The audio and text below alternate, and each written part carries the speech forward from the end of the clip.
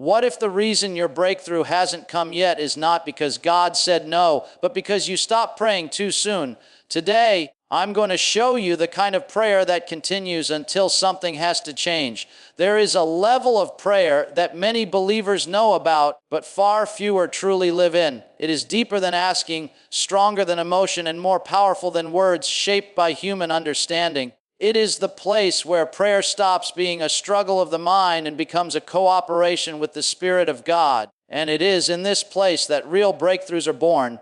Many people pray until they feel better, but not until the situation changes. They pray until the pressure eases, but not until the answer manifests. Yet breakthrough is rarely instant.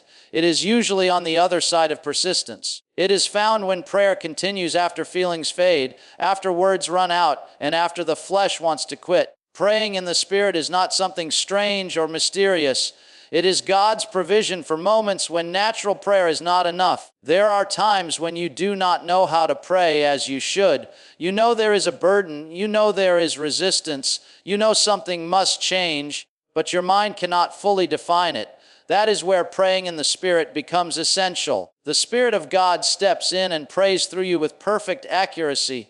Breakthroughs do not happen casually. Every significant advance in the life of a believer faces opposition. Not everything is solved by a short prayer or a quick declaration. Some things require spiritual endurance. Some answers are released only when prayer presses beyond comfort and enters persistence. When someone begins to pray in the Spirit, they are no longer limited by human language or understanding. The Spirit prays according to the will of God, addressing things in the unseen realm that the natural mind cannot perceive. Even when nothing seems to be happening outwardly, something is shifting inwardly and spiritually. One of the greatest mistakes believers make is stopping too soon. They quit praying because they feel tired, distracted, or discouraged. They assume nothing is happening because nothing is visible. But spiritual work is often invisible before it becomes visible. Just because you do not see change does not mean prayer is ineffective.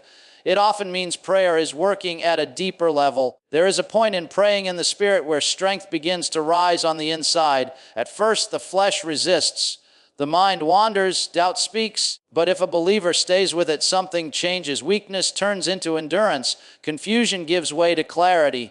Fear loosens its grip. Faith becomes steady instead of fragile. This is why breakthroughs often come after extended times of spiritual prayer, not because God was unwilling, but because the believer needed to be strengthened to